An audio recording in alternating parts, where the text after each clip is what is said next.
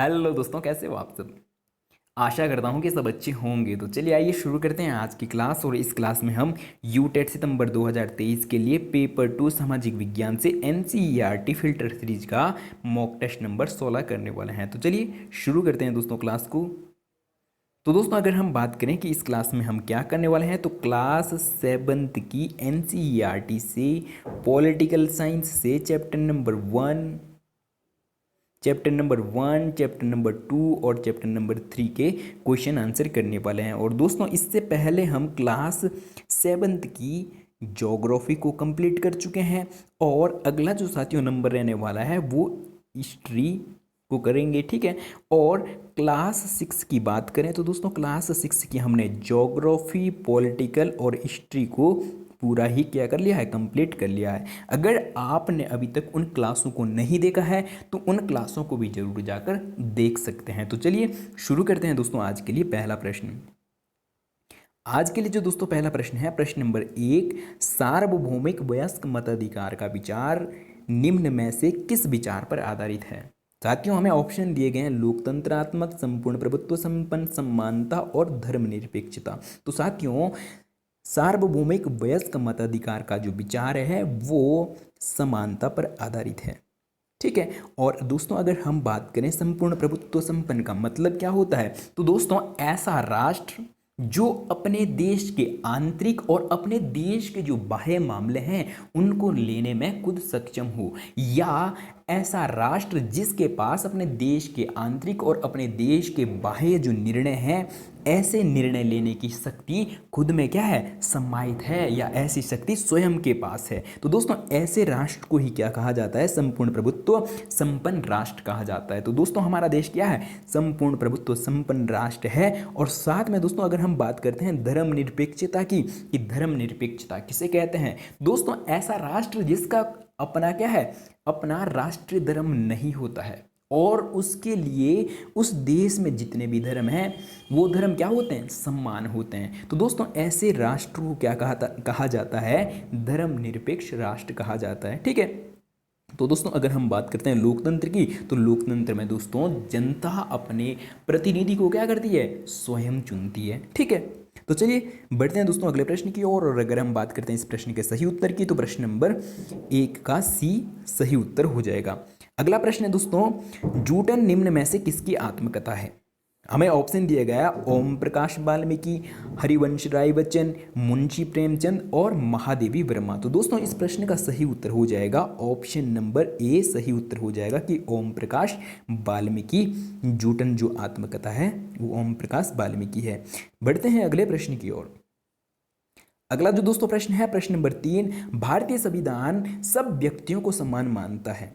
इसके संबंध में सत्य कथन का चुनाव करना है, कि सत्य कथन को चुनना है कि जो भारत का संविधान है वो सभी व्यक्तियों को क्या मानता है, समान मानता है। तो दोस्तों कथन ए है कि व्यक्ति चाहे पुरुष हो या स्त्री, किसी जाति, धर्म, शैक्षिक, आर्थिक पृष्ठभूमि से संबंध रखते हो, वे समान माने जाएंगे, ठीक है। तो दोस्तों व्यक्ति चाहे किसी भी जाति, धर्म या लिंग, किसी भी या शैक्षिक, किसी भी शैक्षिक स्तर का हो, किसी भी आर्थिक पृष्ठभूमि से हो, तो उसको क्या माना जाएगा, समान माना जाएगा, ऐसा हमारा संविधान कहता है, ठीक है। और बी है दोस्तों, लेकिन इसके बाद भी हम यह नहीं कह सकते कि असमानता खत्म हो गई है।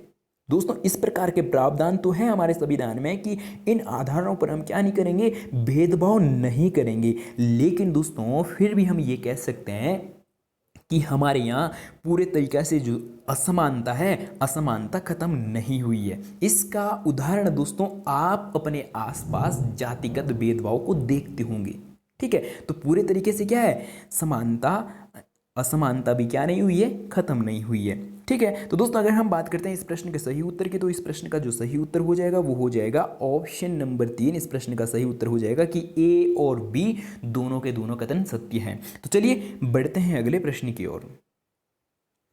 अगला जो साथियों प्रश्न है, प्रश्न नंबर 4, समानता को स्थापित करने के लिए भारतीय संविधान में प्रावधान है, कि जो समानता है, समानता को स्थापित करने के लिए जो हमारा भारत का संविधान है उसमें क्या क्या प्रावधान है, ठीक है। तो ए है कि कानून की दृष्टि से हर व्यक्ति समान है, ठीक है। और बी है कि किसी भी व्यक्ति के साथ उसके धर्म, जाति, वंश, जन्म स्थान और उसकी स्त्री पुरुष होने के आधार पर भेदभाव नहीं किया जाएगा। और सी है साथियों संपत्ति का अधिकार। और डी है साथियों अस्पृश्यता का उन्मूलन कर दिया गया है। तो दोस्तों अगर हम बात करते हैं इस प्रश्न के सही उत्तर की, तो दोस्तों ए और बी और डी क्या हो जाएंगे, सही हो जाएंगे। इसलिए इस प्रश्न का सही उत्तर हो जाएगा दोस्तों ऑप्शन नंबर 4। अगर हम बात करते हैं साथियों कि सी क्यों गलत हो जाएगा, तो दोस्तों सी इसलिए गलत है कि जो संपत्ति का अधिकार है इसको, ये पहले मौलिक अधिकार था, लेकिन दोस्तों 44वें संविधान संशोधन द्वारा, 44वां संविधान संशोधन कब हुआ, तो दोस्तों 1978 द्वारा मूल अधिकार से हटा दिया गया। और हटाकर दोस्तों इसको कहाँ रखा गया, 300 ए में रखा गया, अनुच्छेद 300 ए में रखा गया। ठीक है। और वहीं पे दोस्तों अगर हम बात करते हैं कि अनुच्छेद ए के अंतर्गत कौन सा, समानता या कानून के समक्ष या विधि के समक्ष समानता, तो दोस्तों ये हो जाएगा अनुच्छेद 14। और अगर हम बात करते हैं बी, तो दोस्तों ऐसा वर्णन अनुच्छेद 15 में किया गया है कि स्त्री या जाति, धर्म, जाति, वंश, जन्म स्थान या स्त्री पुरुष इन आधारों पर भेदभाव नहीं किया जाएगा। तो ऐसा वर्णन अनुच्छेद कितने में, 15 में किया गया है। और 31 में दोस्तों क्या था, पहले अनुच्छेद 31 में आपका संपत्ति का अधिकार था। ठीक है। और साथ में जो 19 का एफ है उसमें भी, एक तो ये 31 में था संपत्ति का अधिकार अनुच्छेद 31 में, और साथ में जो दोस्तों 19 का एफ है उसमें भी इसका वर्णन किया गया था। और वहीं पे दोस्तों अगर हम बात करते हैं किसकी, अस्पृश्यता का अंत, तो दोस्तों वो हो जाएगा अनुच्छेद 17। ठीक है। और अगला जो दोस्तों अनुच्छेद है 18, वो भी बहुत इंपॉर्टेंट है। और अनुच्छेद 18 में दोस्तों किसका वर्णन किया गया है, तो दोस्तों उपाधियों का अंत का वर्णन किया गया है अनुच्छेद 18 में। तो दोस्तों ये थे बहुत इंपॉर्टेंट अनुच्छेद है साथियों, 14, 15 और 17 और 18, ये बहुत बहुत इंपॉर्टेंट अनुच्छेद है और इनसे आपको प्रश्न बन सकता है। ठीक है। तो चलिए बढ़ते हैं दोस्तों अगले प्रश्न की ओर। अगला जो दोस्तों प्रश्न है बहुत बहुत इंपॉर्टेंट प्रश्न है और ये हो सकता है पेपर में आपको पूछ दिया जाए। मध्याह्न भोजन कार्यक्रम योजना के संबंध में सत्य कथन को चुनना है। ठीक है, हमें सत्य कथन का चुनाव करना है मध्याह्न भोजन एमडीएम के बारे में। ठीक है। तो दोस्तों ए है कि 2021 में इसका नाम बदलकर प्रधानमंत्री पोषण शक्ति निर्माण योजना कर दिया गया, कि जो दोस्तों जिसका नाम पहले क्या था, मध्याह्न भोजन कार्यक्रम था, अब उसका नाम बदलकर प्रधानमंत्री पोषण शक्ति निर्माण योजना रखा गया है, या हम ये कह सकते हैं पीएम पोषण योजना। ठीक है। तो कब किया गया, 2021 में। और बी है साथियों कि यह योजना भारत में सर्वप्रथम 1995 में तमिलनाडु राज्य में प्रारंभ की गई, एमडीएम वाली। ठीक है। और सी है दोस्तों 2001 में उच्चतम न्यायालय ने सभी राज्य सरकारों को इसे अपने स्कूलों में क्या है 6 माह के अंदर आरंभ करने के निर्देश दिए।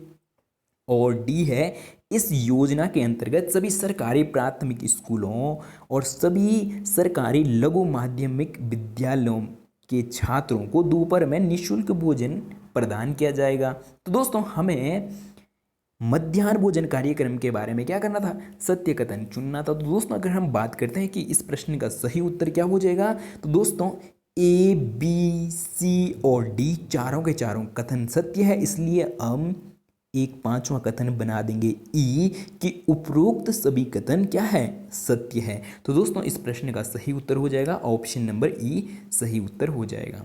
तो चलिए बढ़ते हैं दोस्तों अगले प्रश्न की ओर।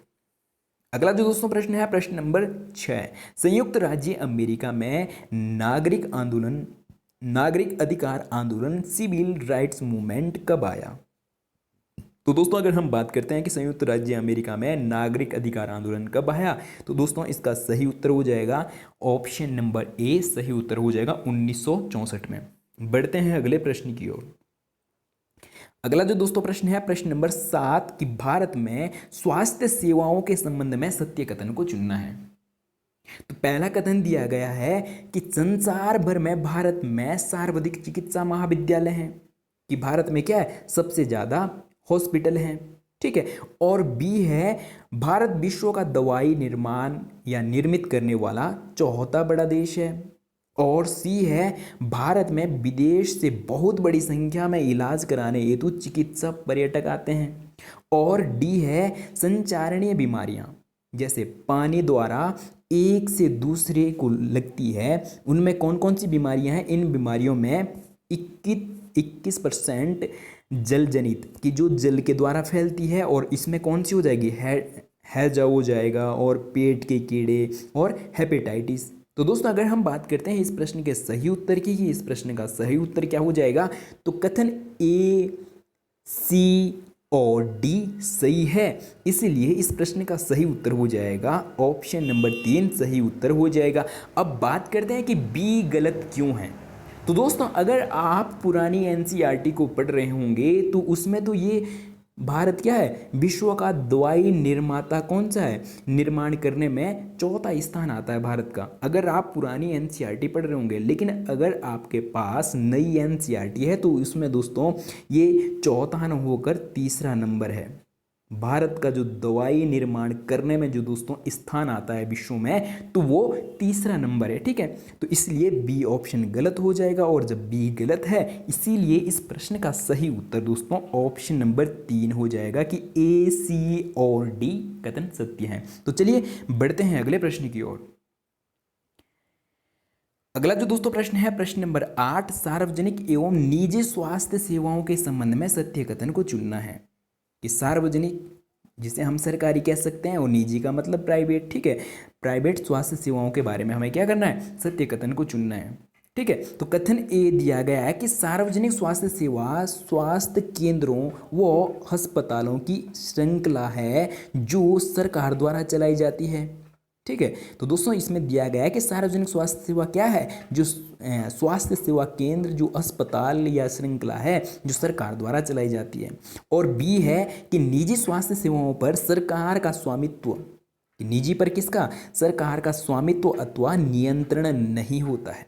ठीक है, और सार्वजनिक स्वास्थ्य सेवाओं के विपरीत निजी स्वास्थ्य सेवाओं में मरीजों को हर सेवा के लिए क्या करना पड़ता है, धन व्यय करना पड़ता है। तो दोस्तों जो सरकारी हॉस्पिटल है तो वहाँ पे क्या होती है, जो दवाइयाँ हैं या इलाज है वो क्या है, फ्री में चलता है।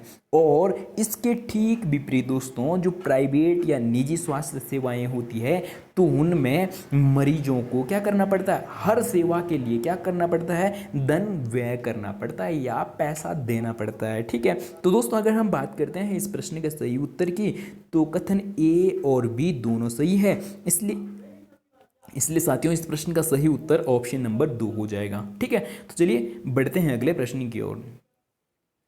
अगला जो दोस्तों प्रश्न है प्रश्न नंबर 9, निम्न में से सत्य कथन को चुनना है। तो कथन ए दिया गया है कि 1996 में केरल सरकार ने राज्य में कुछ महत्वपूर्ण परिवर्तन किए, राज्य के पूरे बजट का 40% पंचायतों को दे दिया।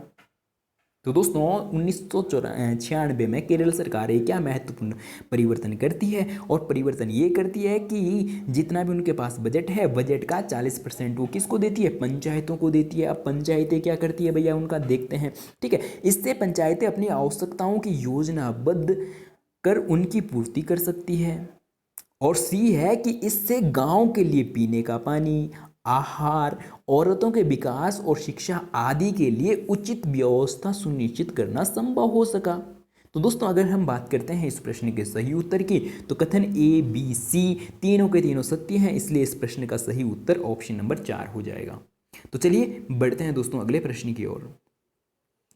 अगला जो दोस्तों प्रश्न है बहुत इंपॉर्टेंट प्रश्न है, और ये यूटेट और सीटेट में तो दोस्तों ये प्रश्न 2 बार पूछा गया है और यूटेट में भी पूछा गया है। ठीक है, तो दोस्तों प्रश्न है कि कोस्टारिका के संबंध में सत्य कथन को चुनना है।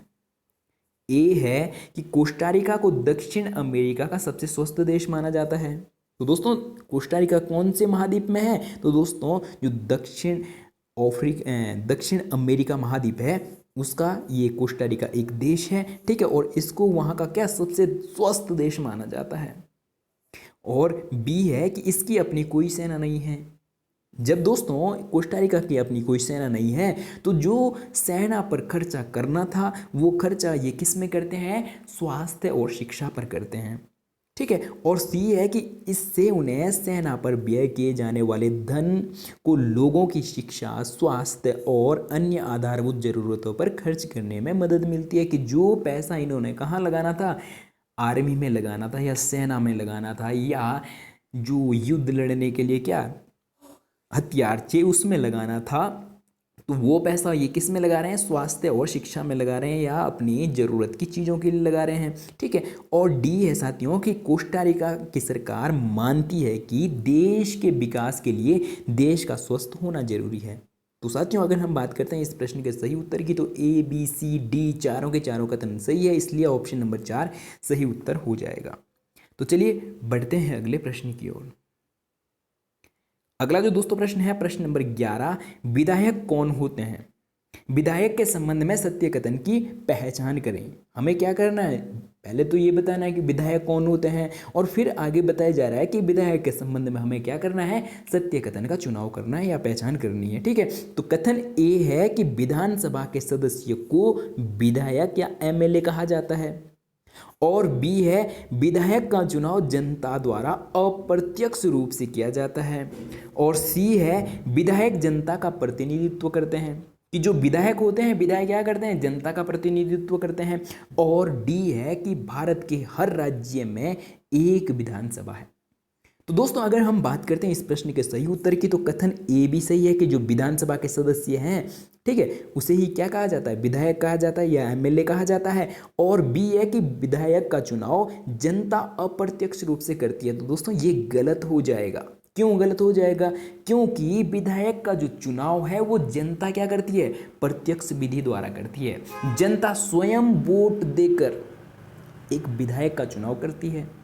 ठीक है, और सी है साथियों कि विधायक जनता का प्रतिनिधित्व करते हैं। बिल्कुल, जब कोई विधायक क्या करता है, जीत जाता है, तो वो जनता का प्रतिनिधित्व करते हैं। बिल्कुल सही बात है। और अगला है कि भारत के हर राज्य में एक विधानसभा होती है। तो दोस्तों भारत के जितने भी राज्य हैं उतनों में क्या है, एक विधानसभा होती है। बिल्कुल सही है। तो दोस्तों ए सी और डी इस प्रश्न का सही उत्तर हो जाएगा, इसलिए ऑप्शन नंबर 3 सही उत्तर हो जाएगा। तो चलिए बढ़ते हैं अगले प्रश्न की ओर। अगला जो दोस्तों प्रश्न है बहुत बहुत इंपॉर्टेंट प्रश्न है कि निम्नलिखित में से सत्य कथन की पहचान करें। तो साथियों पहला कथन है कि भारत के हर राज्य और प्रत्येक केंद्र शासित प्रदेश में विधानसभा है, एक एक विधानसभा होती है। और बी है कि प्रत्येक राज्य कहीं निर्वाचित क्षेत्रों में बटा होता है, कि जितने भी राज्य हैं प्रत्येक राज्य अलग अलग इसमें निर्वाचित क्षेत्र में बटा होता है। और सी है कि हिमाचल में या हिमाचल प्रदेश में 68 निर्वाचित क्षेत्र में बटा है, कि हम ये कह सकते हैं कि हिमाचल में जो इसकी विधानसभा की सीटें हैं वो कितनी है, 68 है। ठीक है, और आगे है कि हर निर्वाचित क्षेत्र से जनता एक प्रतिनिधि चुनती है जो विधायक विधानसभा का सदस्य होता है, यानी विधायक बन जाता है। ठीक है, तो दोस्तों अगर हम बात करते हैं इस प्रश्न के सही उत्तर की, तो इस प्रश्न का जो दोस्तों सही उत्तर हो जाएगा कि प्रत्येक राज्य बी सी और डी सही है, इसीलिए इस प्रश्न का सही उत्तर ऑप्शन नंबर 3 हो जाएगा। अब बात करते हैं कि ए क्यों गलत है। तो दोस्तों ए इसलिए गलत है कि भारत के हर राज्य में, तो दोस्तों यहाँ तक तो बात सही है कि भारत के प्रत्येक राज्य में क्या है, एक विधानसभा है होती है। लेकिन अगर हम बात करें साथियों कि भारत के प्रत्येक केंद्र शासित प्रदेश में विधानसभा नहीं होती है। भारत के सिर्फ और सिर्फ दोस्तों कितने, 3 केंद्र शासित प्रदेशों में विधानसभाएं हैं। और कौन कौन से 3 केंद्र शासित प्रदेशों के पास अपनी विधानसभाएं हैं, ये हम अगले प्रश्न में जानने वाले हैं। ठीक है, और साथियों वहीं पे अगर हम बात करते हैं जिस प्रकार से यहाँ पे दिया गया कि हिमाचल प्रदेश 67 निर्वाचित क्षेत्रों में बटा है, तो अगर हम बात करते हैं अपने उत्तराखंड की, उत्तराखंड कितने किसमें निर्वाचित क्षेत्र में बटा है, या हम ये कह सकते हैं कि उत्तराखंड में कितनी विधानसभा की सीटें हैं। ठीक है, तो दोस्तों उत्तराखंड में कितने 70 निर्वाचित क्षेत्र में बटा है, या उत्तराखंड में विधानसभा की 70 सीटें हैं। ठीक है, तो दोस्तों बढ़ते हैं अगले प्रश्न की ओर, और इस प्रश्न का अगर हम बात करते हैं सही उत्तर तो ऑप्शन नंबर 3 सही हो जाएगा और बी दोस्तों क्या ये गलत हो जाएगा। ठीक है, चलिए बढ़ते हैं अगले प्रश्न की ओर, और अगला जो दोस्तों प्रश्न है प्रश्न नंबर 13। तो साथियों प्रश्न है कि निम्नलिखित में से असत्य कथन की पहचान करें, कि हमें क्या करना है, निम्न में से असत्य कथन को ढूंढना है कि असत्य कौन सा है। ठीक है, ए है कि लोकतंत्र में विधायक एमएलए के रूप में जनता अपने प्रतिनिधि को चलाती है। बताया जा रहा है साथियों कि जो लोकतंत्र है, लोकतंत्र में विधायकों के रूप में जनता अपने प्रतिनिधियों को चलाती है।